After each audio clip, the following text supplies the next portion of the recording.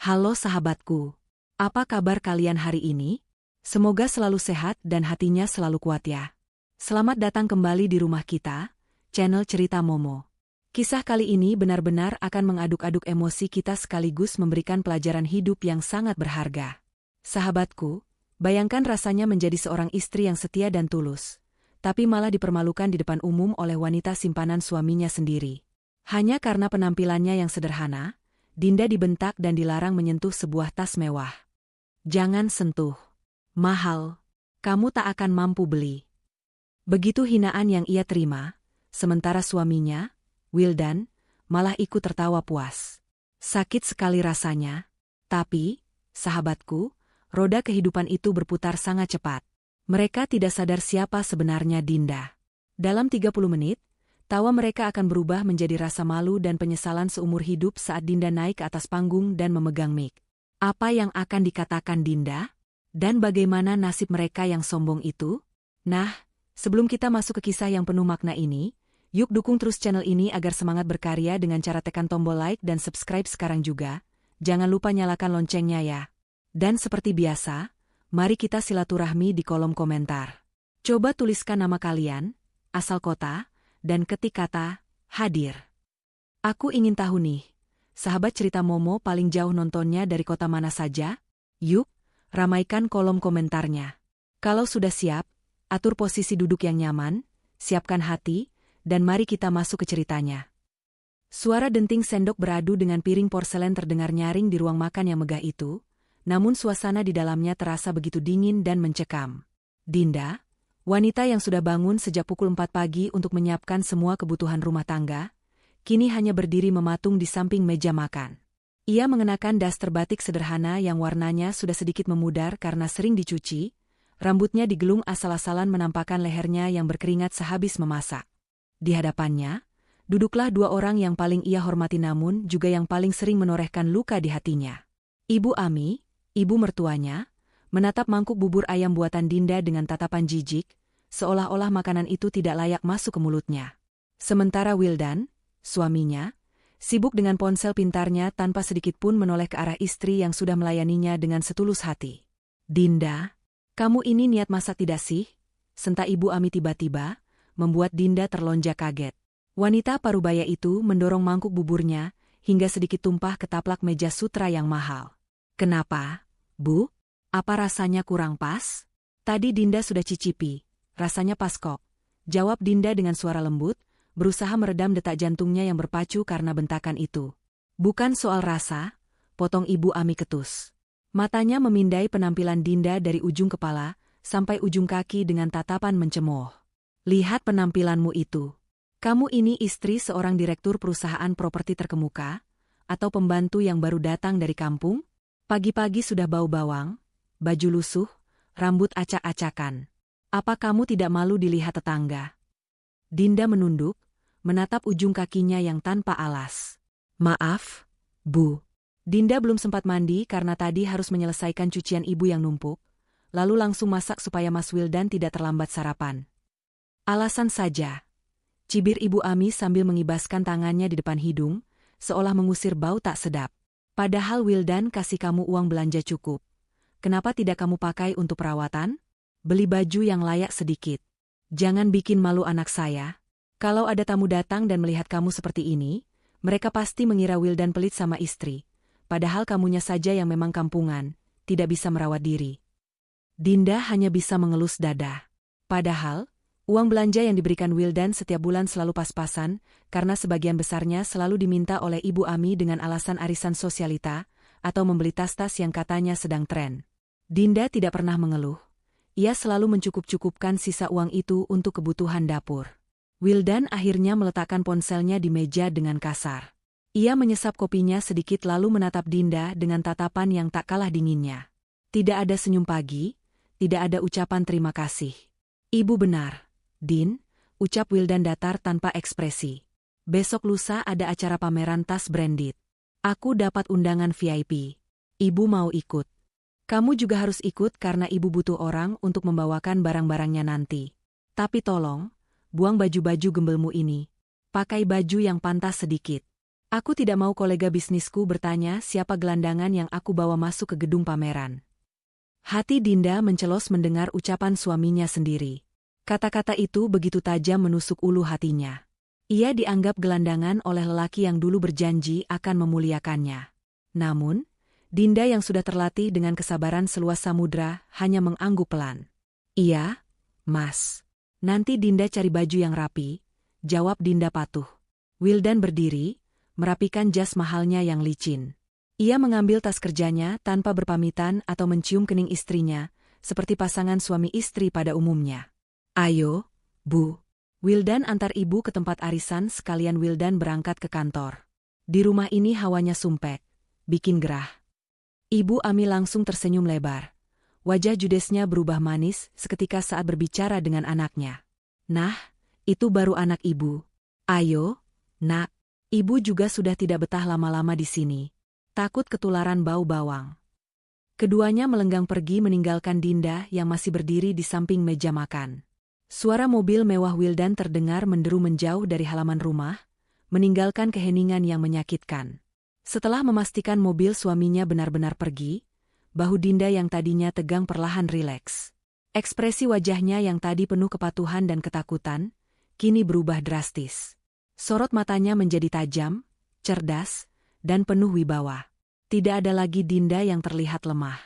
Ia berjalan tenang menuju wastafel, mencuci tangannya yang bersih, lalu merogoh saku dasternya. Ia mengeluarkan sebuah ponsel tipis keluaran terbaru yang harganya bahkan lebih mahal dari gaji bulanan suaminya. Ada satu panggilan masuk dari nama kontak, Sofa. Dinda menggeser layar ponselnya dan menempelkannya ke telinga. Nada suaranya berubah, tegas dan penuh percaya diri, sangat berbeda dengan nada bicara saat menghadapi mertua dan suaminya tadi. Halo, Sofa. Bagaimana persiapan acara pameran lusa? Tanya Dinda lugas. Suara riang seorang wanita terdengar dari seberang sana. Semua beres, Bu Dinda. Tiket VIP untuk Pak Wildan dan ibunya sudah dikirim sesuai instruksi ibu. Mereka tidak curiga sama sekali kalau undangan itu dari ibu. Oh ya, soal koleksi utama kita, tas, The Queen's Dignity, sudah siap dipajang di etalase utama dengan kaca anti peluru sesuai permintaan ibu. Dinda tersenyum tipis, senyuman yang mengandung arti mendalam. Bagus. Pastikan keamanan diperketat. Saya dengar Wildan akan membawa ibunya, dan mungkin dia akan membawa seseorang lagi. Biarkan saja mereka masuk. Saya ingin melihat sejauh mana mereka akan mempermalukan saya kali ini. Baik, Bu Dinda. Oh ya? Ibu yakin mau datang dengan penampilan seperti biasa? Maksud saya, menyamar sebagai istri yang tidak punya apa-apa lagi, tanya Sofa hati-hati. Dinda melirik pantulan dirinya di cermin ruang tengah. Daster lusuh, wajah tanpa riasan. Namun di balik itu semua, ia adalah pemilik saham mayoritas di beberapa perusahaan fashion ternama yang sedang merahasiakan identitasnya demi menguji kesetiaan suaminya. Dan sayangnya, Wildan gagal dalam ujian itu setiap harinya. Ya, Sofa. Saya akan datang sebagai Dinda yang mereka kenal. Istri yang katanya kampungan dan bau bawang. Biarkan mereka tertawa sepuasnya lusa nanti. Karena tawa itu adalah tawa terakhir mereka sebelum saya mengambil kembali apa yang seharusnya menjadi milik saya. Jawab Dinda dingin.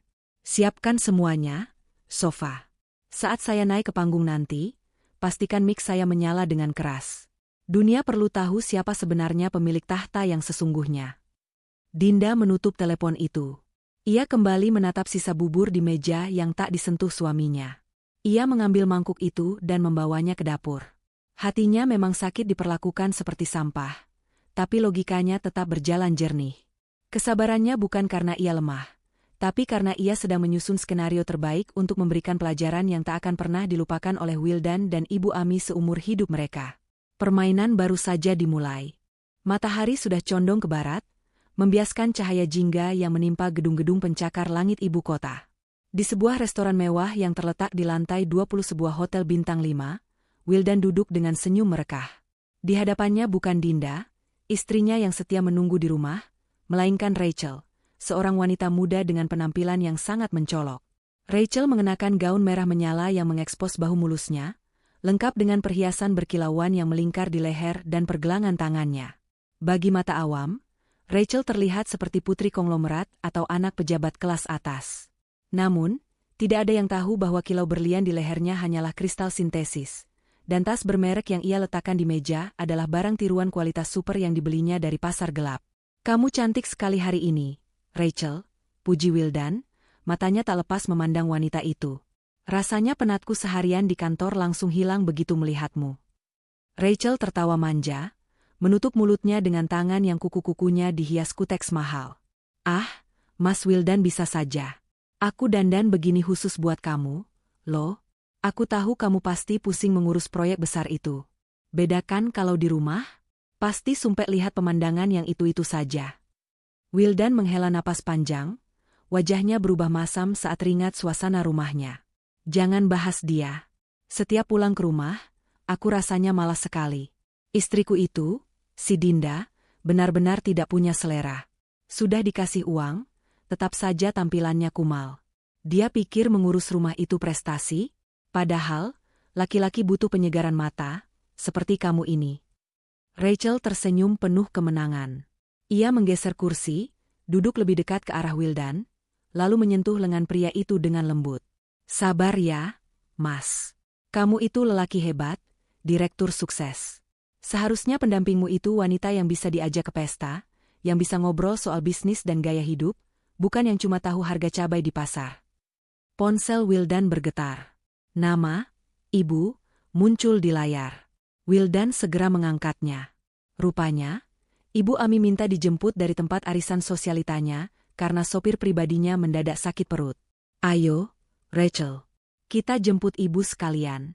Ibu pasti senang ketemu kamu. Dia selalu memuji-muji foto kamu yang aku tunjukkan kemarin," ajak Wildan antusias. Rachel mengangguk cepat. Ini kesempatan emasnya untuk semakin mencengkeram posisi di hati keluarga Wildan. Ia segera merogoh tasnya, memastikan hadiah kecil yang sudah ia siapkan ada di sana. Setengah jam kemudian, mobil mewah Wildan berhenti di lobi sebuah kafe tempat Ibu Ami dan teman-temannya berkumpul. Ibu Ami masuk ke dalam mobil dengan wajah cemberut karena harus menunggu, namun ekspresinya langsung berubah cerah saat melihat siapa yang duduk di kursi penumpang depan. "Halo, Tante Ami," sapa Rachel dengan suara dibuat sehalus mungkin. Ia mencium tangan Ibu Ami dengan takzim. "Ya ampun, ini Rachel ya? Masya Allah, aslinya lebih cantik daripada di foto," seru Ibu Ami, matanya berbinar menatap penampilan Rachel yang glamor. "Lihat baju kamu, tas kamu, wah, kelihatan sekali berkelasnya. Pasti anak orang kaya beneran ini MAH." Rachel tersipu malu, lalu mengambil sebuah bungkusan kecil yang elegan dari tasnya. "Tante, ini ada sedikit oleh-oleh. Kemarin Rachel habis jalan-jalan, lihat selendang ini langsung ingat Tante. Ini sutra asli impor, loh. Cocok banget buat kulit Tante yang putih." Ibu Ami menerima bungkusan itu dengan tangan gemetar saking senangnya. Saat membukanya, ia melihat sebuah selendang dengan motif yang mirip merek terkenal Eropa. Tanpa meneliti keasliannya, Ibu Ami langsung melilitkannya ke leher. "Aduh, bagus banget. Terima kasih ya, sayang. Kamu ini sudah cantik, baik hati, perhatian lagi," puji Ibu Ami setinggi langit. Ia kemudian melirik sinis ke arah Wildan yang sedang menyetir. "Tuh, well, lihat Rachel. Belum jadi mantu saja sudah royal begini sama calon mertua. Beda sama istri kamu di rumah. Boro-boro kasih hadiah, uang kembalian belanja saja dia hitung sampai perak-peraknya. Pelitnya minta ampun." Wildan tertawa kecil, merasa bangga pilihannya disetujui sang ibu. "Iya, Bu. Wildan juga sadar kok. Rachel ini memang beda level sama Dinda." Sepanjang perjalanan, mereka bertiga asyik berbincang, tertawa lepas, dan merencanakan masa depan seolah-olah Dinda tidak ada. Rachel dengan lihai membual tentang bisnis ayahnya yang fiktif dan koneksi pejabat yang sebenarnya tidak ia miliki, membuat Ibu Ami dan Wildan semakin terbuai mimpi akan kekayaan dan kekuasaan yang bisa didapat jika Wildan bersama Rachel. Jam dinding di ruang tamu rumah Wildan sudah menunjukkan pukul 10 malam ketika suara mobil akhirnya terdengar memasuki garasi. Dinda, yang sedari tadi duduk di sofa ruang tamu sambil menjahit kancing ke meja kerja Wildan yang lepas, segera berdiri. Ia merapikan daster dan rambutnya, berusaha menyambut suami dan mertuanya dengan senyum terbaik, meski perutnya perih karena belum makan malam menunggu mereka. Pintu terbuka. Wildan dan Ibu Ami masuk dengan wajah berseri-seri, namun senyum itu langsung lenyap begitu melihat Dinda berdiri menyambut mereka. Baru pulang. Mas, Bu, mau Dinda siapkan makan malam? Dinda sudah masak sup buntut kesukaan ibu. Sapa Dinda lembut sambil mencoba mengambil tas tangan Ibu Ami untuk membawakannya. Tidak usah, tepis Ibu Ami kasar. Ia membetulkan letak selendang pemberian Rachel di lehernya dengan angkuh. Kami sudah makan enak di restoran bintang 5 sama Rachel. Makanannya jauh lebih enak daripada masakan kamu yang bumbunya itu-itu saja. Dan jangan sentuh selendang ini, tangan kamu kasar, nanti benangnya nyangkut. Dinda menarik tangannya kembali. Ia menatap Wildan, berharap ada sedikit pembelaan atau setidaknya sapaan hangat. Namun, Wildan justru melewatinya begitu saja sambil melonggarkan dasinya. Aroma parfum wanita yang sangat menyengat tercium jelas dari jas suaminya. Wangi bunga mawar yang bercampur vanila, sangat berbeda dengan aroma sabun mandi yang biasa dipakai Wildan. Mas. Panggil Dinda pelan. Wildan berhenti sejenak tanpa menoleh. Aku capek, Din. Jangan banyak tanya. Siapkan air hangat buat mandi, cepat. Jangan lelet. Dinda menatap punggung suaminya yang menaiki tangga, lalu beralih menatap Ibu Ami yang sedang mematut diri di cermin sambil mengagumi selendang barunya. Kamu lihat ini, Dinda, pamer Ibu Ami sambil menunjuk selendang itu. Ini hadiah dari Rachel. Dia itu wanita berkelas, tahu cara menyenangkan hati mertua. Bukan kayak kamu, bisanya cuma bikin darah tinggi naik. Harusnya kamu berkaca, Wildan itu pantasnya dapat berlian, bukan batu kali kayak kamu. Ibu Ami tertawa sinis lalu melenggang pergi menuju kamarnya, meninggalkan Dinda sendirian di ruang tamu yang luas namun terasa sesak itu. Dinda menarik napas panjang, menahan air mata yang hendak jatuh. Ia tahu persis selendang yang dipakai Ibu Ami tadi. Itu adalah tiruan kasar dari koleksi musim gugur merek ternama yang asli, yang kebetulan perusahaan induk merek tersebut adalah salah satu mitra bisnis Dinda. Jahitannya tidak rapi di bagian ujung, dan warnanya satu tingkat lebih pudar dari yang asli. Rachel. Gumam Dinda pelan, menyebut nama itu untuk pertama kalinya dengan nada dingin. Kamu pikir kamu bisa membeli keluargaku dengan barang palsu? Silakan nikmati kemenangan sementaramu.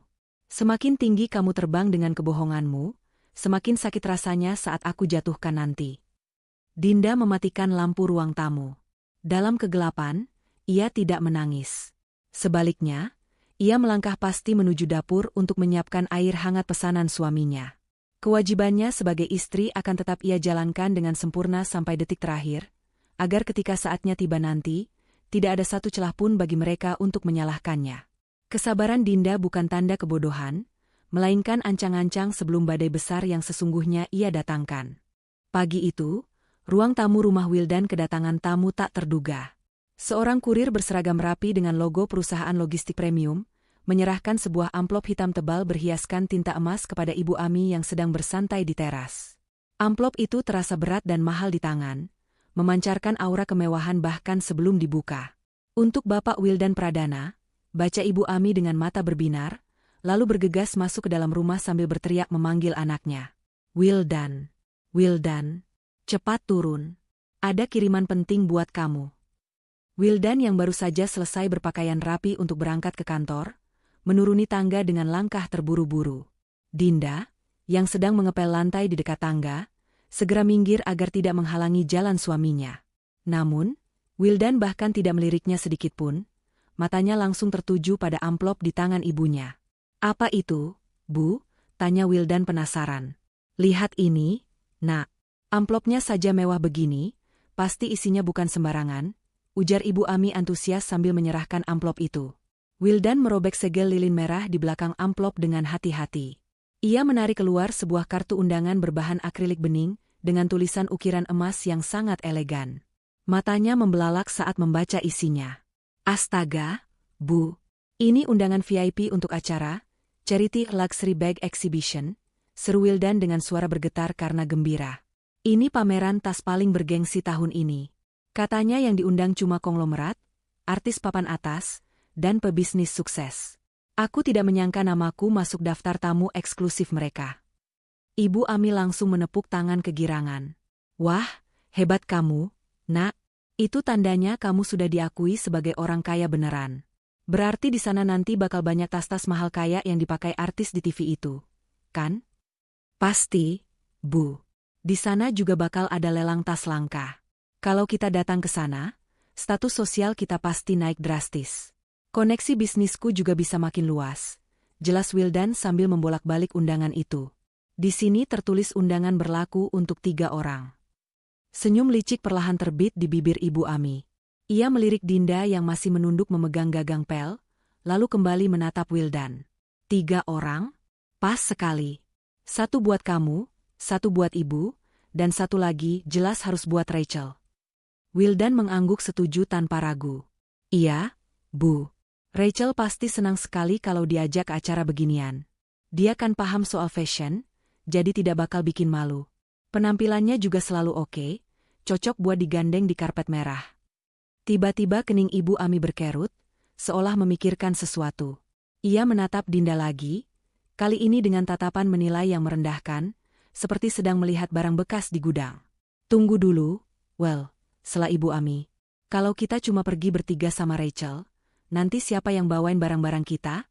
Kamu kan tahu, Ibu kalau sudah lihat tas bagus pasti kalap belanja. Rachel juga pasti borong banyak. Masa wanita secantik Rachel disuruh tenteng-tenteng kantong belanjaan? Nanti gaunnya kusut, tangannya lecet. Kamu juga kan harus sibuk salaman sama kolega, masa kamu yang jadi kuli panggul? Wildan terdiam sejenak, mencerna ucapan ibunya. Benar juga, Bu. Terus gimana? Ibu Ami menunjuk Dinda dengan dagunya. Ajak dia. Wildan melotot kaget. Seakan ide itu adalah hal paling konyol yang pernah ia dengar. Dinda? Ajak Dinda ke pameran mewah? Bu, Ibu sadar tidak? Penampilannya itu loh, kampungan. Nanti dia malah bikin kita jadi bahan tertawaan orang-orang kaya di sana. Aku tidak mau mukaku dicoreng cuma gara-gara bawa istri yang tidak bisa dandan. Aduh, kamu ini kurang cerdik, decak Ibu Ami sambil berjalan mendekati Dinda. Ia menatap menantunya itu dengan angkuh.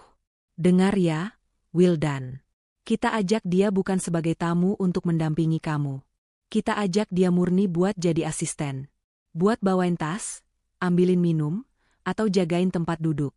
Nanti suruh dia jalan di belakang kita, jangan boleh jalan sejajar.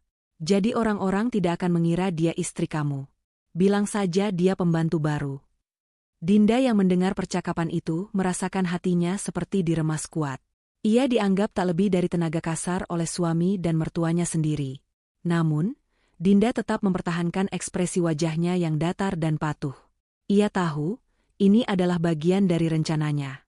Undangan itu sebenarnya ia yang kirim melalui sofa, dan skenario ini, bahwa mereka akan memaksanya ikut sebagai pembantu, sudah ia perhitungkan. Wildan tampak menimbang-nimbang ide ibunya. Akhirnya, ia mengangguk setuju. Ia melangkah mendekati Dinda yang masih diam mematung. Dinda. Dengar tidak? Bentak Wildan. Dinda mengangkat wajahnya, menatap mata suaminya. Iya, Mas. Dinda dengar. Besok lusa kamu ikut kami. Tapi ingat satu hal, Wildan menunjuk wajah Dinda dengan jari telunjuknya, nada suaranya penuh ancaman. Jangan pernah sekalipun kamu mengaku sebagai istriku di sana. Kalau ada yang tanya, bilang saja kamu asisten rumah tangga atau pengasuh. Mengerti? Mengerti, Mas, jawab Dinda pelan. Dan satu lagi, tambah Ibu Ami, menyela dengan suara cemprengnya. Jangan pakai baju gembelmu yang bau bawang itu. Cari baju yang agak rapi sedikit, tapi jangan yang bagus-bagus juga. Nanti dikira kamu tamu undangan. Pokoknya pakai yang sopan biar tidak dikira gembel masuk gedung, tapi harus kelihatan kalau kamu itu bawahan kami. Paham? Paham, Bu. Nanti Dinda cari baju yang sesuai, jawab Dinda lagi. Wildan mendengus kasar, lalu kembali menatap undangan di tangannya dengan penuh kebanggaan. Bagus. Sekarang kamu lanjut kerja. Jangan lupa setrika jas hitamku yang bahan velvet. Aku mau pakai itu lusa biar serasi sama gaun Rachel. Wildan dan Ibu Ami pun berlalu masuk ke ruang tengah, sibuk menelepon Rachel untuk menyampaikan kabar gembira itu. Terdengar suara tawa mereka pecah, membayangkan betapa serunya nanti mereka akan menjadi pusat perhatian di acara tersebut. Sepeninggal mereka, Dinda kembali melanjutkan mengepel lantai. Gerakannya tenang dan teratur. Namun di dalam benaknya, ia sedang menyusun detail terakhir. Malam harinya, saat Wildan sudah tertidur pulas dan dengkuran halusnya terdengar memenuhi kamar, Dinda diam-diam menyelinap ke balkon. Angin malam menerpa wajahnya, memberikan sedikit kesejukan di tengah panasnya hati. Ia kembali menghubungi Sofa. Undangannya sudah sampai dan sudah dibuka. Sofa, lapor Dinda dengan suara berbisik namun tegas. Reaksi mereka persis seperti dugaan kita. Wildan akan membawa Rachel sebagai pasangannya, dan saya akan dibawa sebagai kuli panggul mereka. Di ujung telepon, terdengar helaan napas kesal dari Sofa. Keterlaluan. Mereka benar-benar tidak punya hati, Bu. Apa Ibu yakin sanggup diperlakukan seperti itu di depan banyak orang nanti? Di sana akan ada banyak kolega bisnis Ibu juga, loh. Dinda tersenyum tipis menatap bulan yang tertutup awan. Justru itu yang saya inginkan, Sofa. Biarkan mereka memperlihatkan sifat asli mereka di depan semua orang. Semakin rendah mereka menempatkan saya, semakin tinggi jatuhnya mental mereka saat kebenaran terungkap. Kamu sudah siapkan instruksi untuk keamanan di pintu masuk? Sudah, Bu. Security sudah saya pegang. Mereka tidak akan meminta undangan fisik dari Ibu. Begitu Ibu datang, meski berjalan di belakang mereka, tim keamanan akan membiarkan Ibu lewat tanpa pemeriksaan. Tapi untuk Rachel, kami biarkan dia masuk hanya karena dia menempel pada Pak Wildan. Bagus. Dan soal tas yang dipajang itu? Dinda memberi jeda sejenak, matanya berkilat tajam.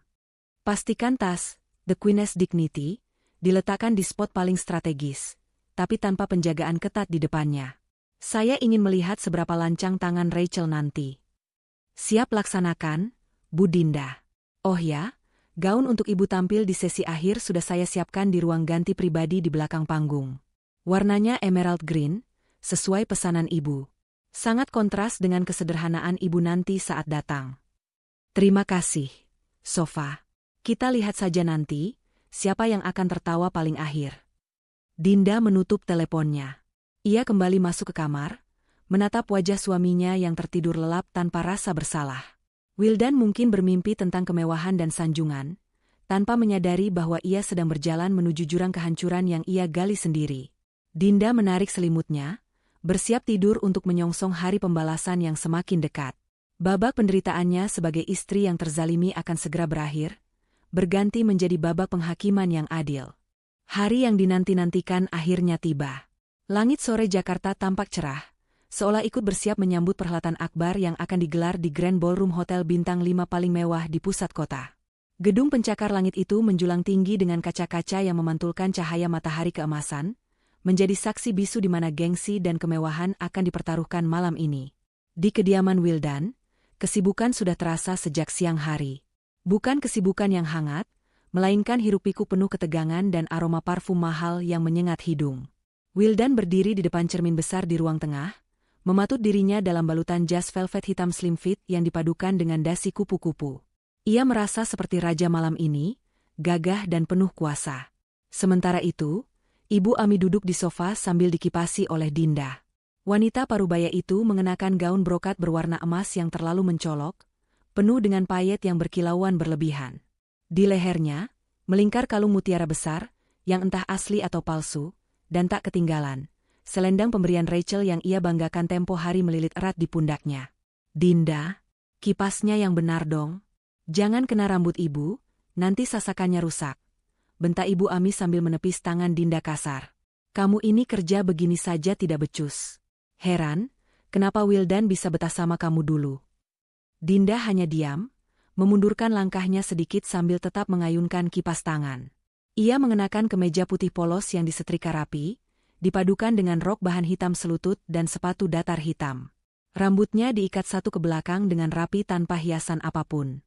Penampilannya sangat bersih dan sopan, namun di mata Wildan dan ibunya, Dinda tak ubahnya seperti pelayan restoran.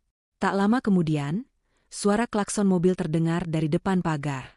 Sebuah sedan sport merah menyala berhenti, dan turunlah Rachel dengan gaya bak selebriti papan atas. Ia mengenakan gaun malam model mermaid berwarna merah darah yang sangat ketat, memperlihatkan lekuk tubuhnya dengan berani. Rambutnya digerai ikal mayang, dan wajahnya dipoles make-up tebal. Di tangannya, ia menjinjing sebuah clutch perak yang berkilau. Mas Wildan, Tante Ami, Sapa Rachel dengan suara manja yang dibuat-buat saat memasuki rumah. Wildan langsung terpana. Ia menyambut Rachel dengan senyum lebar, merentangkan tangannya. Wah, Rachel, kamu benar-benar sempurna. Kita pasti bakal jadi pasangan paling serasi di sana nanti. Ibu Ami segera berdiri, memeluk Rachel dan melakukan cipika-cipiki yang heboh. Aduh, calon mantu ibu cantik banget. Kita bertiga ini sudah kayak keluarga kerajaan ya. Pas sekali. Lalu mata Rachel tertuju pada Dinda yang berdiri mematung di sudut ruangan. Sudut bibir Rachel terangkat sinis. Ia berjalan mendekati Dinda, memandanginya dari atas ke bawah dengan tatapan meremehkan. Loh? Dinda ini jadi ikut. Mas? Tanya Rachel pura-pura kaget, padahal ia sudah tahu rencana itu. Jadi dong, jawab Wildan santai sambil membetulkan jam tangannya. Kan kita butuh orang buat bawain barang-barang nanti. Masa kamu atau ibu yang repot bawa goodie bag? Nanti tangan kalian lecet. Rachel tertawa renyah, tawa yang terdengar sangat menyakitkan di telinga Dinda. Benar juga sih. Tapi kostumnya kok begitu? Kayak waitress catering. Tapi ya sudahlah, memang cocoknya begitu kan? Biar orang tidak salah sangka dikira dia tamu undangan. Sudah, ayo berangkat. Nanti kita telat, karpet merahnya keburu sepi. Ajak Ibu Ami tidak sabar. Mereka pun berjalan keluar menuju mobil mewah Wildan. Rachel tanpa ragu langsung duduk di kursi depan di samping Wildan yang menyetir. Ibu Ami duduk di kursi tengah yang nyaman. Sementara Dinda, ia harus duduk di kursi paling belakang yang sempit, berdesakan dengan beberapa kotak sepatu dan tas cadangan milik Rachel dan Ibu Ami. Sepanjang perjalanan, Dinda hanya bisa melihat punggung suami dan wanita lain yang asyik bersenda gurau, sementara ia dianggap tak ada. Sesampainya di lobi hotel, suasana benar-benar megah. Puluhan mobil mewah berjejer antre untuk valet parking. Lampu-lampu sorot menerangi pintu masuk, dan beberapa fotografer tampak bersiap di sisi karpet merah. Saat giliran mobil Wildan berhenti, petugas valet dengan sigap membukakan pintu. Wildan turun lebih dulu, lalu dengan gaya gentleman membukakan pintu untuk Rachel. Keduanya melangkah keluar dengan dagu terangkat tinggi, menikmati jepretan kamera, meskipun para fotografer itu sebenarnya sedang menunggu artis yang ada di mobil belakang mereka. Ibu Ami menyusul turun dengan gaya heboh, melambai-lambaikan tangan seolah ia adalah pejabat penting. Dinda turun terakhir dari pintu belakang. Tidak ada petugas yang membukakan pintu untuknya. Ia keluar sambil menjinjing tas perbekalan Ibu Ami yang berisi obat-obatan, air minum, dan alat make-up. Saat kakinya memijak karpet merah, Dinda merasakan getaran yang berbeda. Bukan rasa minder, melainkan rasa memiliki. Gedung ini, acara ini, semua di bawah kendali yayasannya. Di dekat pintu masuk utama, beberapa petugas keamanan berbadan tegap dengan setelan jas hitam dan air patch tampak bersiaga. Salah satu kepala keamanan, pria bertubuh kekar bernama Pak Rahmat, matanya menangkap sosok Dinda. Ia hampir saja membungkuk hormat secara refleks. Namun Dinda dengan cepat memberikan isyarat mata yang sangat tipis, kedipan sekilas dan gelengan halus. Pak Rahmat yang paham situasi segera menegakkan badannya kembali, pura-pura tidak kenal. Namun tangannya diam-diam memberi kode pada anak buahnya untuk melancarkan jalan bagi rombongan Dinda tanpa pemeriksaan undangan yang berbelit. Ayo cepat jalannya. Jangan lelet. Desis Ibu Ami sambil menoleh ke belakang, memelototi Dinda yang berjalan 5 langkah di belakang mereka. Jangan jalan terlalu dekat. Nanti dikira kita satu rombongan sama pelayan. Dinda mengangguk patuh, memperlambat langkahnya. Mereka memasuki Grand Ballroom yang disulap menjadi surga bagi para pecinta mode. Lampu gantung kristal raksasa memancarkan cahaya kemilau, menerangi deretan etalase kaca yang memajang tas-tas kulit eksotis dari berbagai belahan dunia. Suara denting gelas sampanye dan obrolan sopan para sosialita memenuhi ruangan. Wildan tampak sangat bersemangat. Ia langsung menarik Rachel untuk berkeliling, menyapa beberapa rekan bisnis yang ia kenal. Pak Rudi, apa kabar? Sapa Wildan ramah pada seorang pria parubaya yang sedang memegang gelas wine. Pak Rudi menoleh, tersenyum sopan. Pak Wildan, kabar baik. Wah, datang sama siapa ini? Cantik sekali. Wildan membusungkan dadanya bangga. Perkenalkan, ini Rachel. Rekan partner spesial saya malam ini. Pak Rudi mengangguk-angguk kagum. Lalu matanya tak sengaja menangkap sosok Dinda yang berdiri diam di belakang Wildan sambil memegang tas besar. Kening Pak Rudi berkerut, ia merasa familiar dengan wajah Dinda, tapi karena penampilan Dinda yang sangat sederhana, ia ragu. Lalu, yang di belakang itu? Wajah Wildan sedikit menegang. Ia menoleh sekilas ke Dinda dengan tatapan tajam. Oh, itu cuma asisten ibu saya. Biasa, orang tua kalau pergi-pergi harus ada yang jagain barang-barangnya. Oh, begitu. Saya kira. Pak Rudi tidak melanjutkan kalimatnya, hanya tersenyum canggung. Dalam hati, Pak Rudi merasa aneh karena aura wanita, asisten, itu terasa begitu tenang dan berwibawa, kontras dengan pakaiannya. Rachel yang merasa perhatian teralihkan segera menarik lengan Wildan. Sayang, ayo kita ke sana. Aku lihat ada stan tas kulit buaya yang warnanya lucu banget. Mereka pun bergerak pindah, meninggalkan Pak Rudi yang masih menatap Dinda dengan penuh tanya. Semakin masuk ke dalam ruangan, semakin terlihat betapa noraknya tingkah laku Rachel dan Ibu Ami. Rachel tanpa malu-malu menunjuk-nunjuk tas yang dipajang, bahkan sesekali mencoba menyentuh kaca etalase dengan jari-jarinya yang berminyak bekas memakan canape, membuat penjaga stan harus berkali-kali mengelap kaca tersebut dengan wajah kesal. Bu, lihat ini. Harganya 200 juta. Wah, kalau aku pakai ini pas arisan, pasti teman-temanku pingsan semua. Seru Rachel heboh. Suaranya terlalu keras untuk ukuran acara sekelas itu. Iya, nak. Nanti minta Wildan belikan ya. Kamu pantas kok pakai tas semahal ini. Kalau Dinda MAH, dikasih tas kresek pasar saja sudah syukur. Timpal Ibu Ami sambil tertawa cekikikan, sengaja mengeraskan suaranya agar Dinda mendengar. Dinda hanya berdiri dalam diam di sudut pilar, memperhatikan tingkah laku mereka dengan tatapan dingin. Ia melihat betapa palsunya interaksi di antara mereka. Wildan yang sibuk pencitraan, Rachel yang silau harta, dan Ibu Ami yang gila hormat. Tiba-tiba, Rachel menoleh ke arah Dinda dan menjentikan jarinya. Heh, sini kamu. Dinda melangkah mendekat. Ya, Mbak Rachel. Panggil non Rachel dong. Jangan Mbak. Kesannya aku tua banget. Protes Rachel ketus. Ia menyodorkan gelas minumannya yang sudah kosong ke tangan Dinda. Nih, cariin waiter. Tukar gelas ini sama jus jeruk yang dingin. Aku haus habis ngomong terus. Cepat ya, jangan lama-lama. Kakiku pegal nih berdiri terus. Dinda menerima gelas kosong itu. Ia menatap Rachel sejenak, lalu mengangguk pelan. Baik, non. Saat Dinda berjalan menuju meja prasmanan, ia berpapasan dengan Sofa yang sedang menyamar menjadi salah satu panitia acara dengan name tag di dada. Sofa menatap Dinda dengan mata berkaca-kaca, tidak tega melihat bos besarnya diperlakukan seperti pembantu. Namun Dinda memberikan senyum tipis yang menenangkan, seolah berkata, sabar, sebentar lagi. Wildan, Rachel, dan Ibu Ami tidak menyadari bahwa mereka sedang diawasi.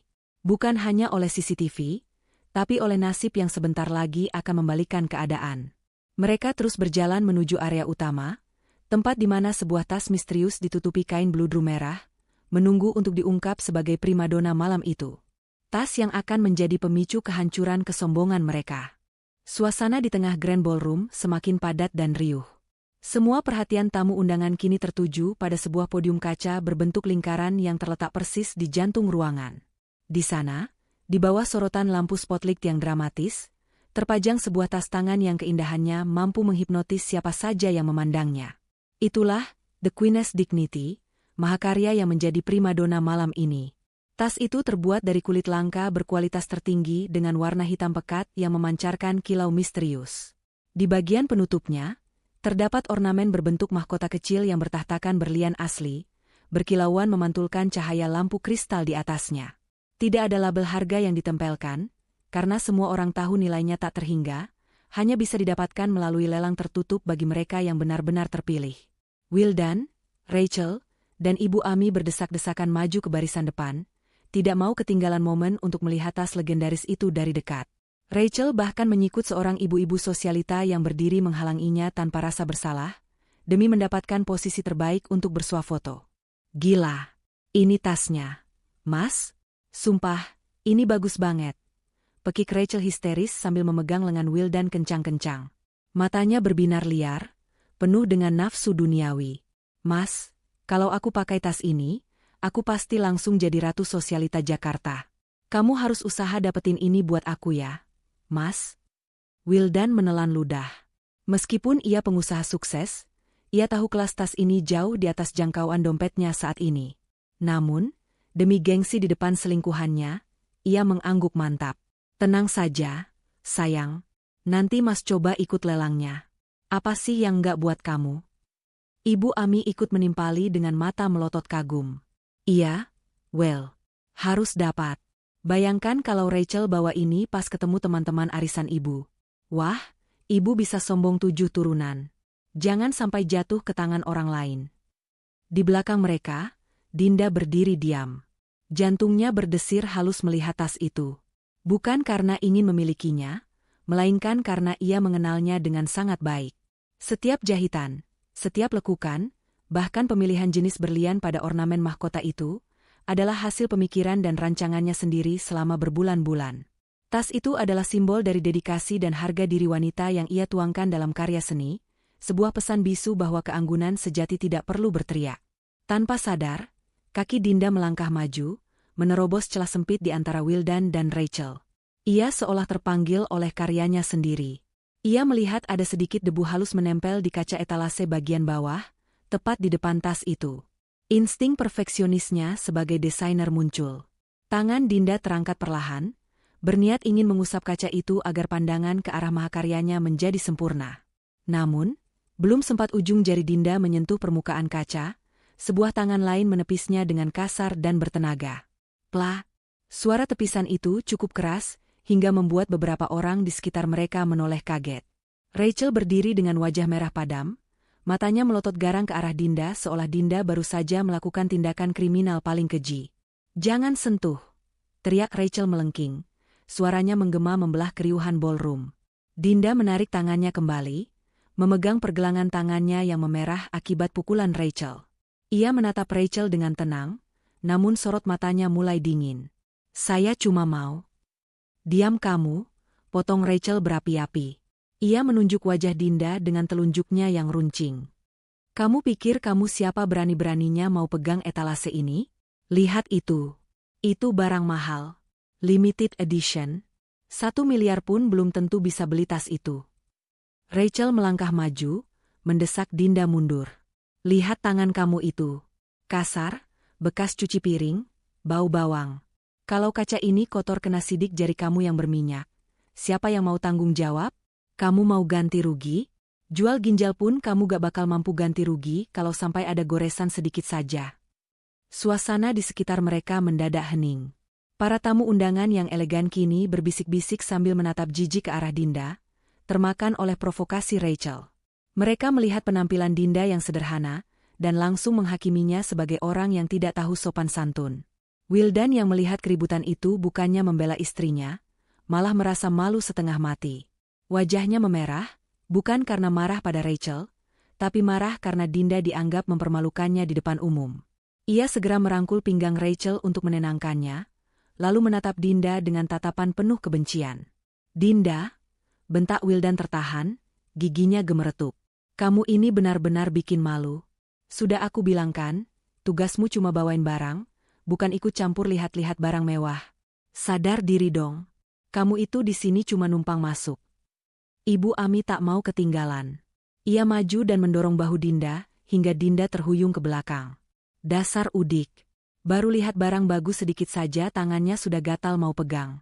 Itu tas buat nyonya-nyonya, buat orang berkelas kayak Rachel, bukan buat pembantu kayak kamu. Sana mundur, jangan kotori pemandangan." "Betul tuh, Tante," sambung Rachel, kini dengan nada mengejek sambil bersedekap dada. Ia menatap Dinda dengan senyum kemenangan yang licik.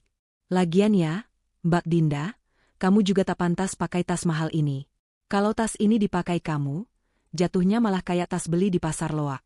Aura kamu itu aura kemiskinan, gak akan bisa nyatu sama barang high class begini." Wildan tertawa mendengar hinaan itu. Tawa yang terdengar sangat renyah dan lepas. "Hahaha, kamu benar, sayang.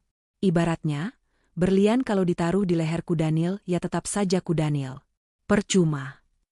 Dinda menelan ludah, merasakan pahitnya penghinaan yang menghujam jantungnya bertubi-tubi. Di depan ratusan pasang mata, ia ditelanjangi harga dirinya oleh suami yang ia abdikan hidupnya, oleh mertua yang ia rawat, dan oleh wanita asing yang merusak rumah tangganya. Namun, Dinda tidak menangis. Tidak ada setetes pun air mata yang jatuh. Ia justru menegakkan punggungnya. Dalam hati, Dinda berkata, "Tertawalah, Mas. Tertawalah sepuas kalian sekarang. Nikmati tawa terakhir kalian, karena sebentar lagi, aku yang akan menentukan siapa yang pantas tertawa dan siapa yang akan menangis darah." "Maaf," ucap Dinda singkat, suaranya datar tanpa emosi. Ia mundur beberapa langkah, menjauh dari etalase, membiarkan Rachel dan Ibu Ami kembali menguasai tempat itu. Rachel tersenyum puas, merasa telah memenangkan pertarungan. Ia kembali menempel pada Wildan, bergelayut manja. "Tuh kan, Mas. Orang kayak dia itu memang harus dikasih pelajaran biar tahu tempatnya. Bikin mood aku rusak saja." "Sudah, jangan dipikirin. Anggap saja angin lalu. Yuk, kita foto lagi di depan tasnya," hibur Wildan sambil mengelus rambut Rachel, benar-benar mengabaikan Dinda yang kini berdiri sendirian di luar lingkaran kerumunan. Tepat saat itu, lampu ballroom perlahan meredup. Musik orkestra yang mengalun lembut berhenti. Sebuah suara bariton dari pengeras suara terdengar memenuhi ruangan, menandakan acara inti akan segera dimulai. "Hadirin sekalian, mohon perhatiannya. Acara puncak malam ini akan segera kita mulai. Mohon menempati tempat duduk yang telah disediakan, karena sesaat lagi, kita akan menyambut sosok istimewa yang menjadi kunci dari mahakarya malam ini." Wildan, Rachel, dan Ibu Ami buru-buru mencari kursi VIP mereka di barisan depan. Wajah mereka berseri-seri penuh antusiasme. Mereka tidak tahu bahwa kursi panas yang sesungguhnya sedang menunggu mereka. Dan sosok istimewa yang dimaksud MC, kini sedang berjalan perlahan menuju belakang panggung, bersiap melepaskan topeng, istri tak berguna, dan mengenakan mahkota aslinya. Cahaya lampu ballroom yang kini meremang menciptakan suasana intim namun penuh ketegangan di antara ratusan tamu undangan. Di barisan paling depan, tepat di deretan kursi bludru merah yang dikhususkan untuk tamu VIP, Wildan duduk dengan punggung tegak, berusaha memancarkan aura kesuksesan yang sebenarnya rapuh.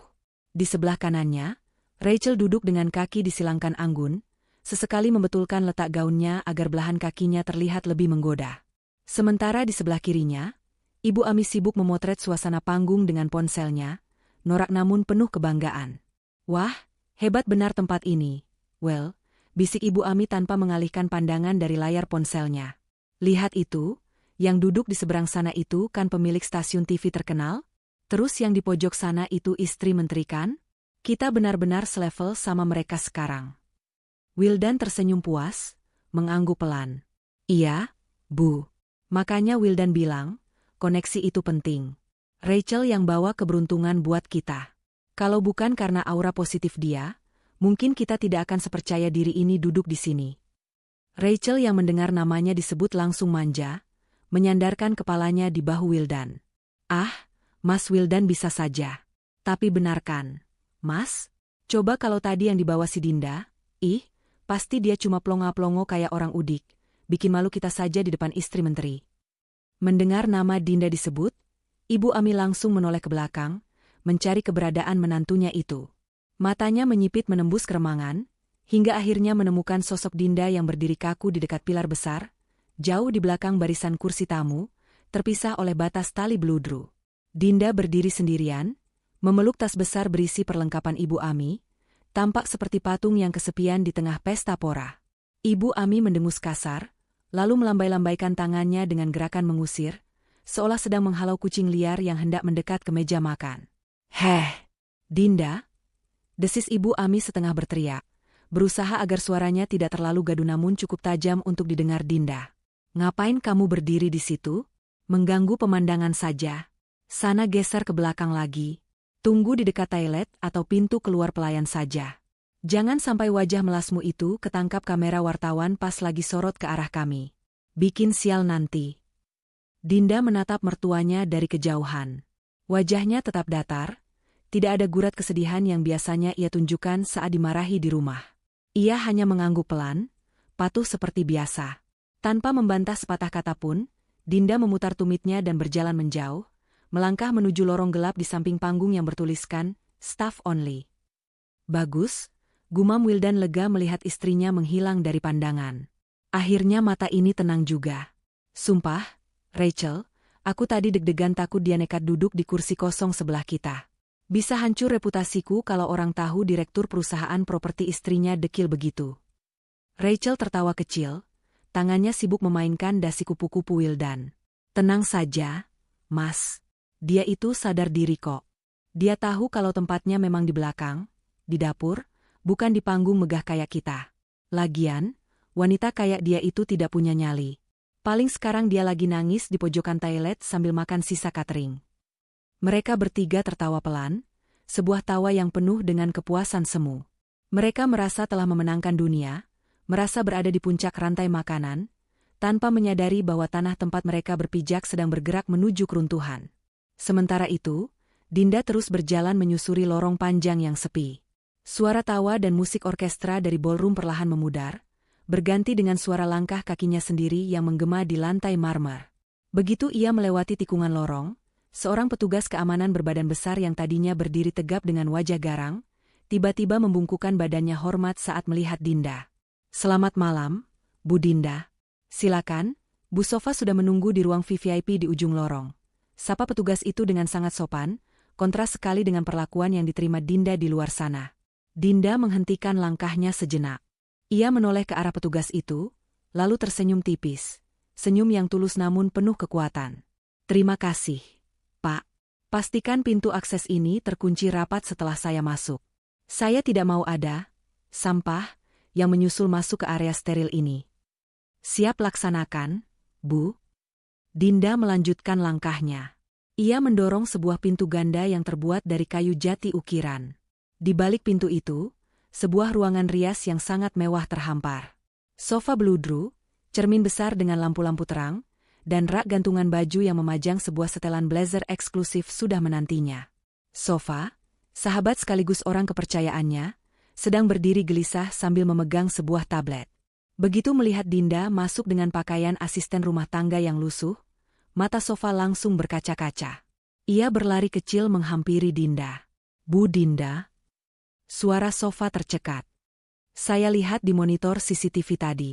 Mereka benar-benar keterlaluan.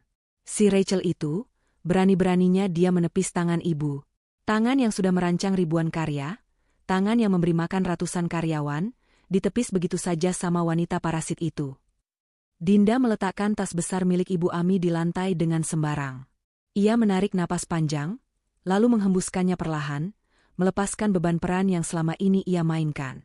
"Simpan air matamu, Sofa," ucap Dinda tenang sambil mulai melepas ikatan rambutnya yang kucel. Rambut hitam panjangnya jatuh terurai indah di punggungnya.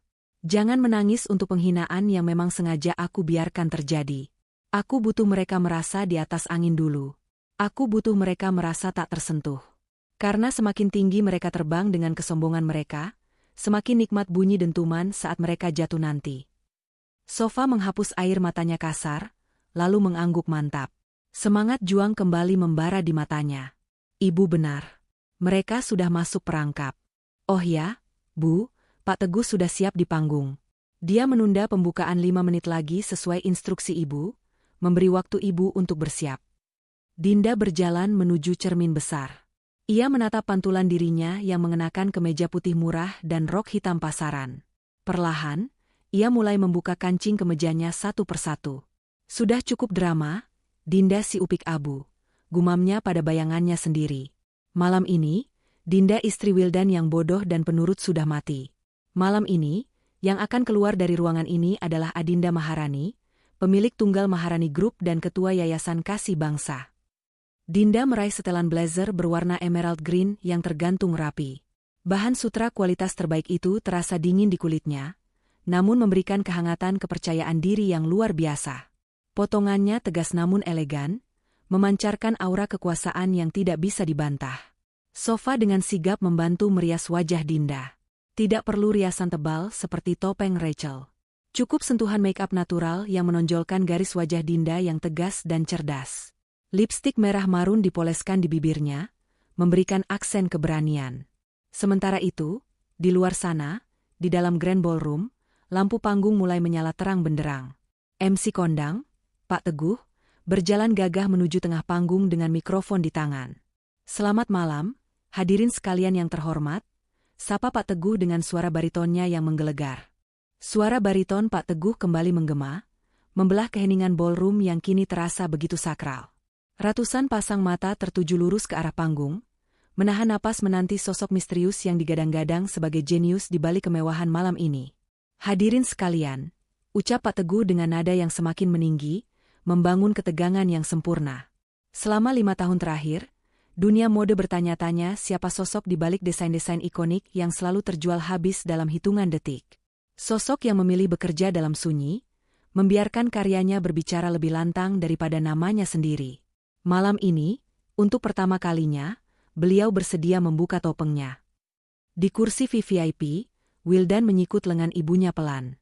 Siap-siap kameranya, Bu. Pastikan dapat angle bagus. Nanti pas orangnya keluar, kita langsung berdiri paling duluan biar kelihatan antusias. Siapa tahu disapa.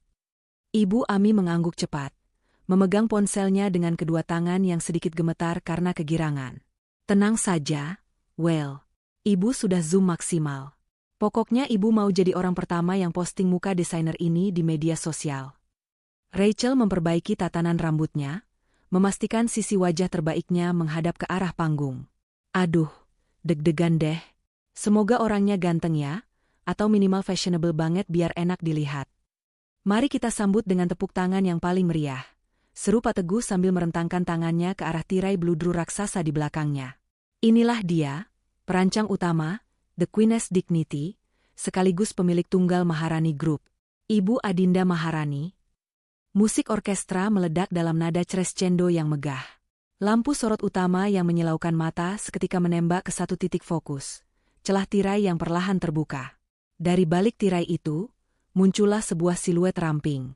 Langkah kakinya terdengar tegas, mengetuk lantai panggung dengan irama yang penuh percaya diri. Saat sosok itu melangkah maju menembus cahaya, penonton terkesiap kagum melihat keanggunan wanita yang mengenakan setelan blazer emerald green yang membalut tubuhnya dengan sempurna. Rambut hitam panjangnya tergerai indah, berkilau tertimpa cahaya lampu. Wajahnya dipoles riasan natural namun memancarkan aura ketegasan yang tak terbantahkan. Tepuk tangan membahana memenuhi ruangan. Semua orang berdiri memberikan penghormatan. Namun, di barisan paling depan, ada 3 orang yang justru terpaku di kursi mereka seolah tersambar petir di siang bolong. Wildan, yang tadinya sudah bersiap untuk berdiri dan bertepuk tangan, kini membeku dengan mulut setengah terbuka. Matanya mengerjap-ngerjap cepat, mencoba memproses apa yang sedang dilihatnya. Ia merasa otak kirinya menolak mempercayai sinyal yang dikirimkan oleh matanya. Rachel. Desis Wildan dengan suara serak yang hampir tak terdengar. Itu bukannya. Rachel, yang sedang memegang gelas minumannya, nyaris menjatuhkan gelas kristal itu. Wajahnya yang tadi penuh senyum manja, kini berubah pucat pasi. Matanya melotot horor menatap wanita di atas panggung itu. Tidak mungkin, itu kan si Dinda? Ngapain pembantu kamu naik ke atas panggung? Dia sudah gila ya? Ibu Ami lebih parah lagi. Ponsel yang dipegangnya terlepas dari tangan dan jatuh ke lantai karpet dengan suara bag pelan. Ia mengucek matanya berkali-kali, berharap ini hanya halusinasi akibat terlalu banyak minum sirup manis. Wildan, pekik Ibu Ami histeris namun tertahan. Itu istrimu. Itu si Dinda. Kenapa dia pakai baju bagus begitu? Dia mencuri baju siapa? Cepat suruh turun. Bikin malu. Nanti dikira ada orang gila nyasar naik panggung. Wildan yang panik segera hendak bangkit dari kursinya. Wajahnya merah pada menahan amarah. Ia berpikir Dinda telah nekat mempermalukannya dengan menyelinap ke panggung menggunakan kostum curian. Kurang ajar. Benar-benar cari mati dia. Aku akan seret dia turun sekarang juga. Wildan baru saja mengangkat pantatnya dari kursi, siap untuk berteriak mengusir Dinda, ketika tiba-tiba Pak Teguh, sang MC kondang yang sangat dihormati itu, membungkukkan badannya dalam-dalam ke arah Dinda. Sebuah gestur penghormatan yang sangat tulus dan penuh takzim, gestur yang hanya diberikan seorang bawahan kepada atasan tertingginya. Selamat malam, Ibu Dinda, sapa Pak Teguh lewat mikrofon, suaranya terdengar jelas ke seluruh penjuru ruangan. Sebuah kehormatan bagi kami semua Ibu akhirnya bersedia berdiri di sini. Langkah Wildan terhenti seketika. Kakinya lemas, dan ia kembali jatuh terduduk di kursinya. Apa? Gumam Wildan, keringat dingin mulai mengucur di pelipisnya. Pak Teguh panggil dia. Ibu? Bukan, Mbak. Bukan, Neng. Tapi, Ibu? Dinda menerima mikrofon yang disodorkan Pak Teguh dengan senyum tipis. Ia berdiri di tengah panggung, tepat di samping etalase kaca yang memajang tas, The Queen's Dignity. Matanya menyapu seluruh ruangan, menatap ratusan tamu undangan yang menatapnya dengan kagum. Lalu, pandangannya berhenti tepat di barisan depan. Tatapannya mengunci mata Wildan, Rachel, dan Ibu Ami yang kini terlihat seperti tikus yang terperangkap. Dinda tidak menyapa mereka. Ia hanya menatap mereka selama 3 detik. 3 detik yang terasa seperti 3 abad bagi Wildan. Tatapan itu bukan tatapan istri yang takut dimarahi suami, melainkan tatapan seorang ratu yang sedang melihat rakyat jelata yang telah berkhianat. Terima kasih, ucap Dinda. Suaranya terdengar jernih, tenang, dan berwibawa lewat pengeras suara. Sangat berbeda dengan suara lirih yang biasa didengar Wildan di rumah. Terima kasih atas sambutan hangatnya. Nama saya Adinda. Mungkin sebagian dari Anda mengenal saya sebagai mitra bisnis lewat surel atau telepon, dan sebagian lagi, mungkin mengenal saya hanya sebagai wanita yang tak pantas menyentuh barang mewah.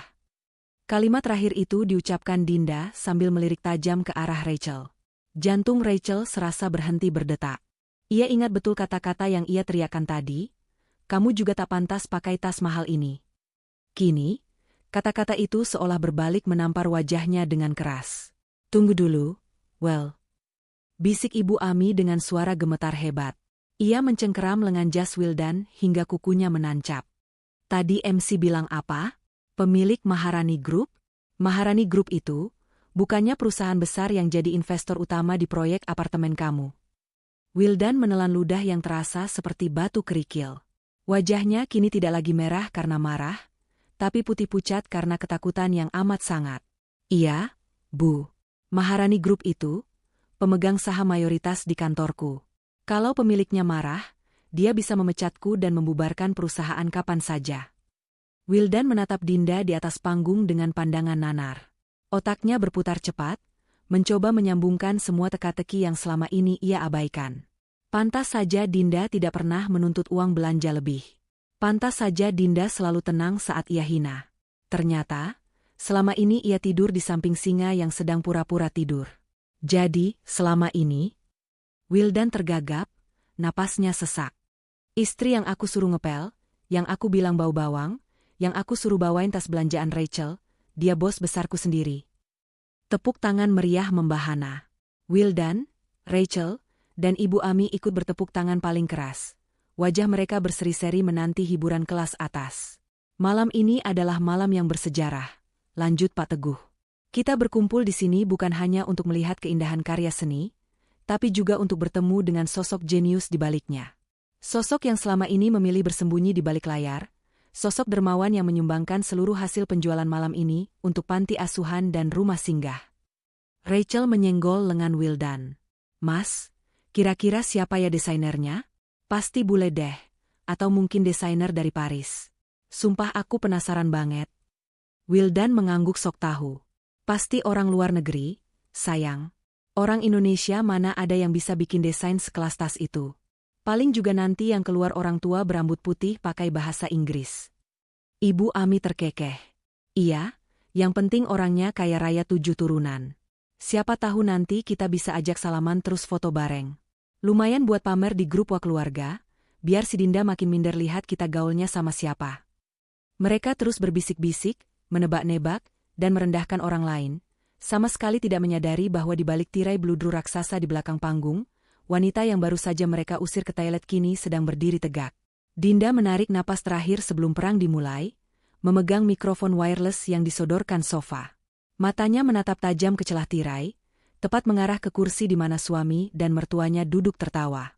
Siap, Bu, bisik sofa. Dinda mengangguk, senyum dingin terukir di bibirnya. Buka tirainya. Di atas panggung, Dinda tersenyum. Senyum yang cantik, namun mematikan. Ia mengangkat tangannya, dan seketika layar raksasa di belakang panggung menyala. Menampilkan logo Maharani Group yang megah, bersanding dengan foto sketsa desain tas, The Queen's Dignity, yang ada tanda tangan asli Dinda di sudutnya. Malam ini, lanjut Dinda, saya ingin meluruskan satu hal tentang definisi kemewahan. Ada orang yang berpikir kemewahan itu terletak pada merek yang menempel di badan, atau pada seberapa keras ia bisa menghina orang lain. Dinda melangkah pelan mendekati bibir panggung, semakin dekat dengan posisi Wildan duduk. Tapi bagi saya, kemewahan sejati adalah integritas. Kemewahan adalah kesetiaan. Dan yang paling mahal, adalah harga diri yang tidak bisa dibeli dengan uang suami, apalagi uang hasil menipu istri sendiri. Suara riuh tepuk tangan kembali terdengar, banyak tamu yang bersorak setuju. Namun bagi Wildan, Rachel, dan Ibu Ami, setiap tepukan tangan itu terdengar seperti palu hakim yang sedang mengetuk vonis hukuman mati bagi kehidupan sosial dan ekonomi mereka. Mereka ingin lari, ingin sembunyi, tapi kaki mereka terlalu lemas bahkan hanya untuk sekadar berdiri. Mereka terjebak di kursi VVIP yang kini terasa seperti kursi listrik, dipaksa menyaksikan kebangkitan wanita yang selama ini mereka injak-injak. Dinda melangkah perlahan mendekati etalase kaca yang memajang tas, The Queen's Dignity. Jemari lentiknya yang kini tak lagi terlihat kasar menyentuh permukaan kaca itu dengan lembut, seolah sedang menyapa kawan lama. Seluruh ruangan menahan napas. Tidak ada satupun petugas keamanan yang berani melarangnya. Bahkan ketika Dinda melakukan hal yang tabu bagi pengunjung lain, ia membuka kunci etalase itu. Klik. Suara kunci terbuka terdengar renyah lewat mikrofon yang masih menyala. Dinda mengeluarkan tas seharga miliaran rupiah itu dengan santai, menjinjingnya hanya dengan satu tangan, seolah tas itu tak lebih berat dari kantong belanjaan pasar yang biasa ia bawa. Tadi sore, Dinda mulai berbicara lagi, suaranya tenang namun menusuk. Di tempat ini, tepat di titik saya berdiri sekarang, ada seorang wanita yang menepis tangan saya dengan kasar. Dinda menatap lurus ke arah Rachel yang kini wajahnya sudah sepucat mayat. Tubuh Rachel gemetar hebat di kursinya, tangannya mencengkeram lutut Wildan mencari pegangan, namun Wildan sendiri sudah kaku seperti patung es. Wanita itu berteriak kepada saya, lanjut Dinda, menirukan nada bicara Rachel tadi tanpa perlu melebih-lebihkan. Dia bilang, jangan sentuh. Mahal. Kamu tak akan mampu beli. Lagian kamu juga tak pantas pakai tas mahal ini. Gumam-gumam kaget mulai terdengar dari para tamu undangan. Mereka saling berbisik, menatap kiri kanan mencari siapa pelakunya. Dan yang lebih menyakitkan, Dinda mengalihkan pandangannya ke arah Wildan. Tatapannya berubah menjadi campuran antara kasihan dan kecewa. Suami saya sendiri, lelaki yang saya abdikan hidup saya untuk melayaninya dari pagi hingga malam, ikut tertawa. Dia bilang, saya harus sadar diri karena saya hanya menumpang. Sorakan cemooh mulai terdengar dari beberapa tamu yang merasa simpati. Dinda mengangkat tangan kirinya, meminta ketenangan. Seketika ruangan kembali senyap. Saya tidak marah, ucap Dinda lembut. Saya hanya ingin bertanya kepada Anda semua yang hadir di sini. Apa yang membuat seseorang pantas memegang kemewahan? Apakah uang? Apakah penampilan? Atau hati yang bersih? Dinda turun dari panggung. Ia menuruni tangga kecil dengan anggun, sepatu hak tingginya mengetuk lantai marmer dengan irama yang mengintimidasi. Ia berjalan membelah kerumunan, langsung menuju barisan VVIP. Para tamu di barisan depan otomatis memundurkan kaki mereka, memberi jalan bagi sang ratu. Wildan merasa jantungnya mau copot. Ia ingin lari, tapi kakinya seolah dipaku ke lantai. Ia hanya bisa menunduk, tidak berani menatap mata istrinya yang kini berdiri menjulang tepat di hadapannya. Ibu Ami mencoba menutupi wajahnya dengan selendang, sutra, pemberian Rachel, berharap Dinda tidak melihatnya. Dinda berhenti tepat di depan Rachel. Aroma parfum mahal Dinda menguar, menenggelamkan aroma parfum Rachel yang terlalu menyengat. Berdiri, perintah Dinda pelan. Rachel menggeleng panik, air mata mulai menggenang di pelupuk matanya yang dipenuhi maskara tebal. Enggak ampun, Bu Dinda saya bilang berdiri. Ulang Dinda, kali ini nadanya lebih tegas, penuh otoritas yang tidak bisa dibantah. Dengan lutut gemetar, Rachel memaksakan diri untuk berdiri. Ia tampak sangat kecil dan menyedihkan di hadapan Dinda, meskipun ia memakai sepatu hak yang lebih tinggi. Dinda menyodorkan tas, The Queen's Dignity, yang asli ke hadapan Rachel. Kamu tadi bilang saya tidak pantas menyentuh ini karena tangan saya bau bawang dan kasar. Sekarang, saya izinkan kamu memegangnya. Ambillah. Rachel mundur selangkah, menggeleng kuat-kuat. Tidak, saya tidak berani, maafkan saya. Dinda tersenyum miring. Ia menarik kembali tas itu. Lihat, Kamu bahkan tidak punya nyali untuk memegang tanggung jawab dari sebuah kemewahan. Kamu hanya berani menghina orang yang terlihat lemah, tapi ciut saat berhadapan dengan kekuatan yang sesungguhnya. Lalu, mata Dinda tertuju pada tas tangan yang sedang dipeluk erat oleh Rachel. Tas bermerek terkenal yang sejak tadi dipamerkan Rachel ke semua orang. Dan satu hal lagi, Nona Rachel, ucap Dinda, kali ini suaranya sedikit mengeras agar didengar semua orang. Sebagai desainer yang sudah puluhan tahun bergelut dengan kulit asli, saya beritahu kamu satu rahasia. Dinda menunjuk tas Rachel dengan ujung mikrofonnya. Tas yang kamu banggakan itu, palsu. Rachel terbelalak. Apa? Enggak mungkin. Ini hadiah dari papa saya, ini asli. Jahitan di bagian handle-nya miring 3 mm. Dan warna emas pada logonya terlalu kuning, khas barang tiruan kualitas rendah dari pasar gelap, jelas Dinda dengan analisis tajam yang mematikan. Kamu menghina saya miskin, tapi kamu sendiri membalut tubuhmu dengan kebohongan. Tas palsu, perhiasan imitasi, dan status sosial yang kamu karang sendiri. Suara tawa kecil mulai terdengar dari para tamu undangan. Bisik-bisik, oh, ternyata barang KW, mulai berdengung. Wajah Rachel merah pada menahan malu yang tak terkira. Rasanya ia ingin ditelan bumi saat itu juga. Kebohongannya terbongkar di depan ratusan sosialita yang selama ini ia impikan untuk menjadi bagian dari mereka. Dinda kemudian beralih menatap Ibu Ami. Mertuanya itu kini gemetar hebat, keringat dingin membanjiri wajahnya yang penuh bedak tebal. Dan Ibu, sapa Dinda dingin. Selendang yang Ibu pakai itu, bahannya polyester kasar, bukan sutra. Kalau Ibu mendekat ke api sedikit saja, selendang itu akan meleleh dan membakar kulit Ibu. Sama seperti kesombongan Ibu yang membakar kebahagiaan rumah tangga anak Ibu sendiri. Ibu Ami refleks melepas selendang itu dari lehernya dan membuangnya ke lantai seolah barang itu beracun. Dinda, Ibu tidak tahu. Ibu cuma silau harta, potong Dinda cepat. Ibu lebih menghargai wanita asing yang membawakan barang palsu, daripada menantu sendiri yang tulus merawat Ibu saat sakit, memasakkan bubur setiap pagi, dan mencuci baju Ibu dengan tangan sendiri. Terakhir, Dinda menatap Wildan. Suaminya itu masih menunduk. Bahunya naik turun menahan napas yang sesak.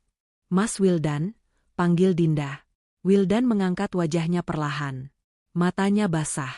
Ada penyesalan, ketakutan, dan rasa malu yang bercampur aduk di sana. Din, maafkan Mas. Mas hilaf. Mas tidak tahu kalau kamu. Pintu kaca lobi hotel itu tertutup dengan suara berdebum yang berat di belakang punggung Wildan, Ibu Ami, dan Rachel. Baru saja beberapa menit yang lalu mereka melangkah masuk layaknya bangsawan, kini mereka berdiri di trotoar yang dingin layaknya pengemis yang baru saja diusir dari istana. Di dalam sana, pesta masih berlanjut, suara musik samar-samar terdengar, merayakan kesuksesan Dinda. Namun di luar sini, angin malam terasa menusuk tulang, seolah mengejek nasib mereka yang berubah 180 derajat dalam sekejap mata. Lepaskan saya. Kalian kasar sekali. Pekik Ibu Ami sambil mengibaskan tangannya yang dicengkeram oleh petugas keamanan. Napasnya memburu, sanggul rambutnya sudah miring sebelah, dan wajahnya berantakan karena lunturan bedak dan keringat dingin. Petugas keamanan itu melepaskan cengkeramannya dengan wajah datar. Maaf, Bu. Kami hanya menjalankan perintah pemilik acara.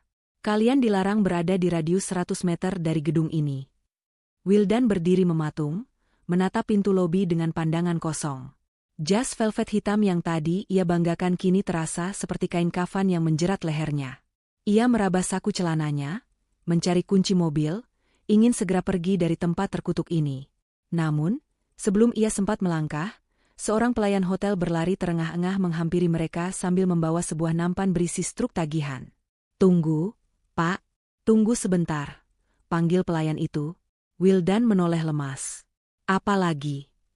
Maaf, Pak. Tagihan untuk 3 botol wine impor dan hidangan pembuka yang dipesan oleh Nona Rachel di meja VIP tadi belum dibayar. Totalnya 15 juta rupiah, ucap pelayan itu sopan namun tegas. Mata Wildan membelalak. 15 juta? Kamu gila? Itu harga standar untuk vintage wine yang dipesan. Pak, silakan dibayar, atau kami terpaksa memanggil polisi atas tuduhan penipuan jasa, ancam pelayan itu halus. Wildan panik. Ia segera mengeluarkan dompet kulitnya, menarik kartu kredit platinum andalannya, kartu yang selama ini ia gunakan untuk memanjakan Rachel. Dengan tangan gemetar, ia menyerahkannya ke pelayan yang membawa mesin EDC portable. Mesin itu berbunyi bip panjang. "Maaf, Pak. Kartunya decline," ujar pelayan itu. "Coba yang ini." Wildan mengeluarkan kartu kedua. "Bip.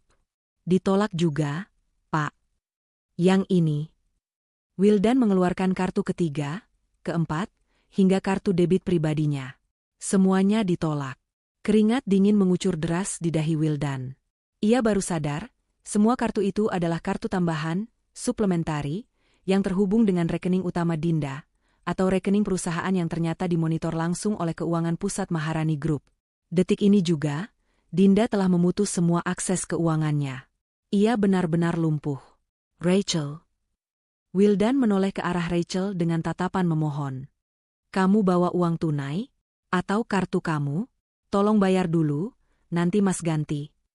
Rachel yang sedari tadi sibuk mengetik pesan di ponselnya, mendongak kaget. Wajah cantiknya kini terlihat judes. Topeng manisnya runtuh seketika. "Apa? Bayar 15 juta? Mas pikir aku punya uang sebanyak itu di dompet? Katanya kamu direktur kaya, masa bayar minuman saja tidak mampu?" "Semua kartuku diblokir Dinda.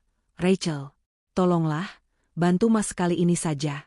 Kita kan saling mencintai," bujuk Wildan putus asa. Rachel tertawa sinis, tawa yang membuat hati Wildan mencelos. "Cinta? Mas, sadar dong. Aku mau sama kamu karena aku pikir kamu itu pohon uang. Kalau ternyata akarnya ada di istri kamu yang bau bawang. Itu, buat apa aku sama kamu? Dasar laki-laki parasit. Sudah numpang hidup sama istri, belagu lagi." Tanpa aba-aba, Rachel menyetop sebuah taksi yang kebetulan lewat. Ia langsung melompat masuk tanpa menoleh lagi ke arah Wildan dan Ibu Ami. "Rachel, tunggu. Kamu mau kemana?" teriak Wildan mengejar, tapi taksi itu sudah melaju kencang meninggalkan asap knalpot. Ibu Ami terduduk lemas di trotoar, menangis meraung-raung seperti anak kecil. "Wildan, Ibu malu. Tas Ibu ketinggalan di dalam. Selendang Ibu hilang. Rachel pergi. Kita harus bagaimana ini?" Akhirnya, Wildan terpaksa meninggalkan jam tangan mewahnya sebagai jaminan kepada pihak hotel agar tidak dilaporkan ke polisi. Mereka pulang menggunakan taksi online paling murah, itu pun dibayar menggunakan uang receh sisa kembalian belanja Ibu Ami yang terselip di saku bajunya. Perjalanan pulang terasa sangat panjang dan menyiksakan. Sesampainya di rumah mewah mereka, kegelapan menyambut. Tidak ada lampu teras yang menyala, tidak ada aroma masakan yang biasa menyambut mereka. Rumah itu gelap gulita seperti rumah hantu. Wildan membuka pintu dengan kunci cadangan. Kosong. Hening. Ia berlari menaiki tangga menuju kamar tidur utama. Pintu kamar terbuka lebar. Lemari pakaian Dinda sudah kosong melompong. Tidak ada baju, tidak ada barang-barang Dinda. Bahkan foto pernikahan mereka yang biasa terpajang di dinding sudah tidak ada, hanya menyisakan bekas paku yang berlubang di tembok. Di atas meja rias yang bersih, hanya tertinggal satu benda, cincin kawin Wildan yang dulu ia pasangkan di jari Dinda 5 tahun lalu. Di sebelahnya ada secari kertas dengan tulisan tangan Dinda yang rapi. "Rumah ini atas nama PT Maharani Group. Besok pagi tim aset akan datang untuk melakukan penyegelan. Pastikan kalian sudah angkat kaki sebelum jam 8 pagi. Dinda." Ibu Ami yang menyusul masuk ke kamar, membaca surat itu dan langsung pingsan di lantai. Wildan jatuh berlutut, meremas rambutnya frustrasi. Teriakan penyesalannya menggema di rumah kosong itu, namun tidak ada yang mendengar. Tidak ada Dinda yang membawakan air minum, tidak ada Dinda yang memijat pundaknya. Yang ada hanya kesunyian yang mencekik. Malam itu, mereka tidak bisa tidur. Ketakutan akan hari esok menghantui pikiran Wildan. Benar saja, keesokan harinya, saat matahari belum tinggi, Wildan nekat pergi ke kantornya. Ia masih memiliki harapan kecil bahwa posisinya sebagai direktur aman, bahwa Dinda tidak mungkin sekejam itu mencampur adukan urusan rumah tangga dengan pekerjaan. Namun, harapan itu musnah begitu ia tiba di lobi gedung perkantoran elit tempatnya bekerja. Saat ia menempelkan kartu akses karyawannya di gerbang otomatis, turnstile, lampu indikator menyala merah dan berbunyi nyaring. Akses ditolak. "Pak Wildan," panggil seorang satpam yang biasanya hormat padanya, kini menatapnya dengan tatapan iba sekaligus waspada. Maaf, Pak. Bapak tidak diperbolehkan masuk. Minggir. Saya direktur di sini, bentak Wildan, mencoba menerobos. Tiba-tiba, Sofa keluar dari lift lobby. Ia tidak lagi mengenakan pakaian santai, melainkan setelan kerja formal dengan name tag yang menunjukkan jabatannya, Kepala Operasional Maharani Group. Di belakangnya berdiri 2 orang pengacara dan staf HRD. Selamat pagi, Pak Wildan, sapa Sofa dingin. Ia tidak mengulurkan tangan untuk bersalaman. Sofa, tolong, izinkan saya ketemu Dinda. Saya mau bicara, pinta Wildan, suaranya serak dan memelas. Sofa menggeleng pelan. Ia menyerahkan sebuah amplop coklat tebal kepada Wildan. Ibu Dinda tidak ingin bertemu Bapak lagi. Semua komunikasi harus melalui pengacara. Ini surat pemecatan Bapak secara tidak hormat. Wildan menerima amplop itu dengan tangan gemetar. Pemecatan? Atas dasar apa? Saya membangun perusahaan ini. Bapak salah, potong Sofa tajam. Bapak hanya menjalankan perusahaan yang dimodali 100% oleh Ibu Dinda. Dan berdasarkan audit internal yang kami lakukan semalam, ditemukan banyak penyelewengan dana perusahaan untuk keperluan pribadi Bapak, termasuk pembelian tas-tas palsu dan biaya hiburan untuk wanita bernama Rachel. Wajah Wildan pucat pasi. Kakinya terasa tidak menapak bumi. Kalau aku kaya, potong Dinda lagi. Jadi kalau aku tetap miskin, tetap bau bawang, perlakuanmu akan tetap sama? Kamu akan tetap selingkuh? Kamu akan tetap membiarkan ibumu menghinaku? Wildan terbungkam. Lidahnya keluh. Uang bisa membeli tas ini, Mas. Dinda mengangkat tas, The Queen's Dignity, tinggi-tinggi. Uangmu, atau lebih tepatnya uang yang aku suntikan ke perusahaanmu, bisa membeli mobil mewah, rumah megah, dan jas mahal yang kamu pakai itu. Dinda mendekatkan wajahnya ke wajah Wildan, menatap manik mata suaminya dalam-dalam. Tapi uang sebanyak apapun, tidak akan pernah cukup untuk membeli kembali harga diri seorang istri yang sudah kamu injak-injak di depan umum. Harga diriku bukan terletak pada tas ini, Mas. Tapi pada kemampuanku untuk berdiri tegak malam ini, tanpamu. Dinda membalikkan badan, memunggungi mereka bertiga. Pak Teguh, panggil Dinda lewat mikrofon. Ya, Bu Dinda, sahut Pak Teguh sigap dari atas panggung. Lanjutkan lelangnya. Dan tolong panggilkan keamanan, perintah Dinda tenang namun tegas. Ada 3 orang penyusup di kursi VVIP yang mengganggu kenyamanan tamu saya. Pastikan mereka keluar dari gedung ini sekarang juga. Dan oh ya, pastikan tagihan minuman yang tadi dipesan Nona Rachel dibayar lunas sebelum mereka pergi. Saya tidak mentraktir pengkhianat. Dinda berjalan kembali ke panggung dengan langkah kemenangan, diiringi tepuk tangan gemuruh dari seluruh hadirin yang kini berdiri memberikan standing ovation. Sementara di belakangnya, 2 orang petugas keamanan berbadan kekar menghampiri Wildan, Rachel, dan Ibu Ami, siap menyeret mereka keluar dari mimpi indah yang berubah menjadi mimpi buruk paling mengerikan. 6 bulan telah berlalu sejak malam pameran yang mengubah segalanya. Roda nasi berputar dengan kejam bagi mereka yang dulu mendongak sombong menantang langit. Di sebuah gang sempit di pinggiran Jakarta yang padat dan pengap, Wildan duduk termenung di teras sebuah kontrakan petak berukuran 3x4 meter. Tidak ada lagi jas velvet mewah atau jam tangan bermerek. Tubuhnya kini kurus. Kulitnya menggelap karena setiap hari harus berjemur di jalanan sebagai pengemudi ojek online. Itu pun menggunakan motor sewaan, karena ia tidak mampu membeli kendaraan sendiri. Dari dalam kamar yang hanya disekat lemari plastik, terdengar suara batuk Ibu Ami yang tak kunjung sembuh. Wanita yang dulu hobi mengoleksi selendang sutra itu, kini hanya mengenakan das terlusuh yang sudah robek di bagian ketiak. Ia tidak lagi punya uang untuk ke dokter spesialis, hanya mengandalkan obat warung seadanya. Wildan, air minum ibu habis.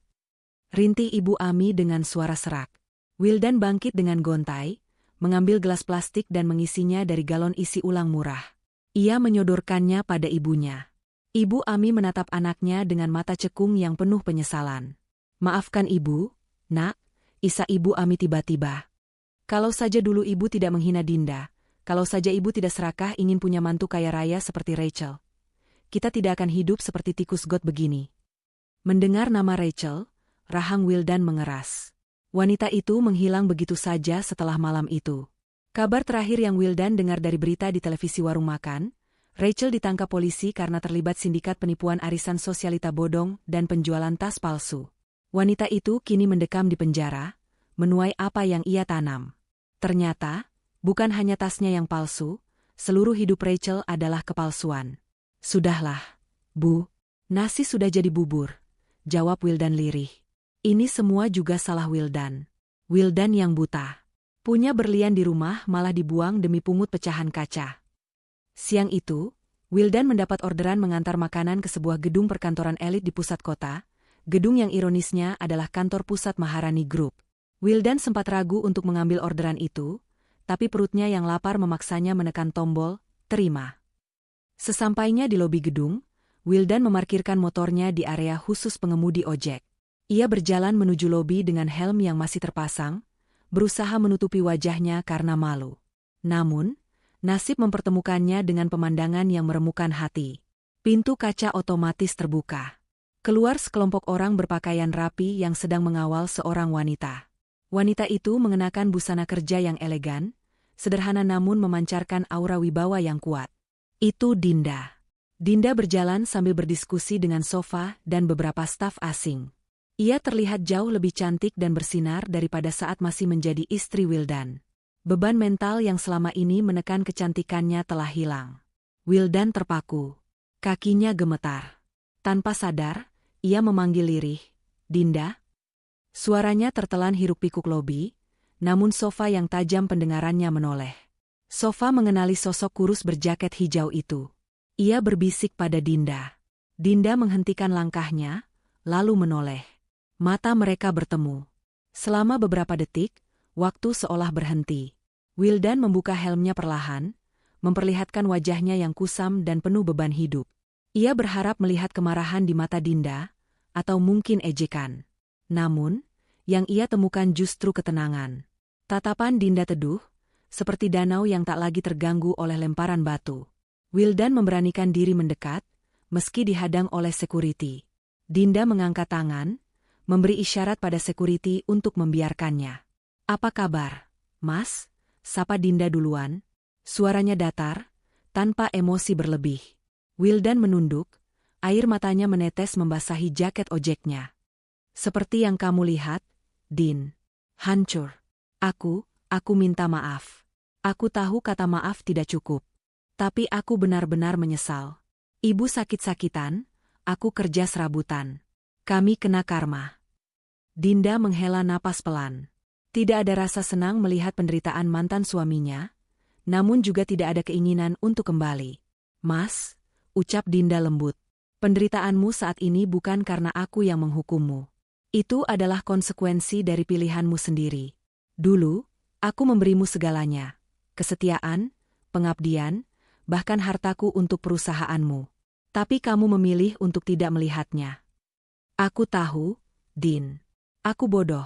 Wildan terisak, hendak berlutut di lantai marmer yang dingin. "Tolong, Din. Beri aku kesempatan kedua. Aku janji akan berubah. Aku akan jadi suami yang baik, aku akan merawatmu." Dinda menggeleng pelan, senyum tipis tersungging di bibirnya, senyum perpisahan. "Kamu ingin kembali bukan karena kamu mencintaiku, Mas. Tapi karena kamu rindu kenyamanan yang pernah aku berikan. Kamu rindu uangku, fasilitas dariku. Harga dirimu masih bergantung pada apa yang bisa orang lain berikan padamu." Dinda melangkah mundur perlahan. Sofa membukakan pintu mobil mewah yang sudah menunggu di depan lobi. "Bangunlah kembali hidupmu dengan tanganmu sendiri, Mas. Jadilah laki-laki yang punya harga diri, yang tidak silau oleh kemewahan palsu. Itu satu-satunya cara kamu bisa menebus kesalahanmu.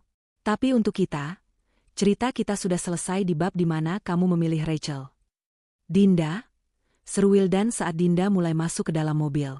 Sebelum pintu tertutup, Dinda menatap Wildan untuk terakhir kalinya. "Ingat satu hal, Mas. Tas mahal bisa dibeli lagi kalau hilang.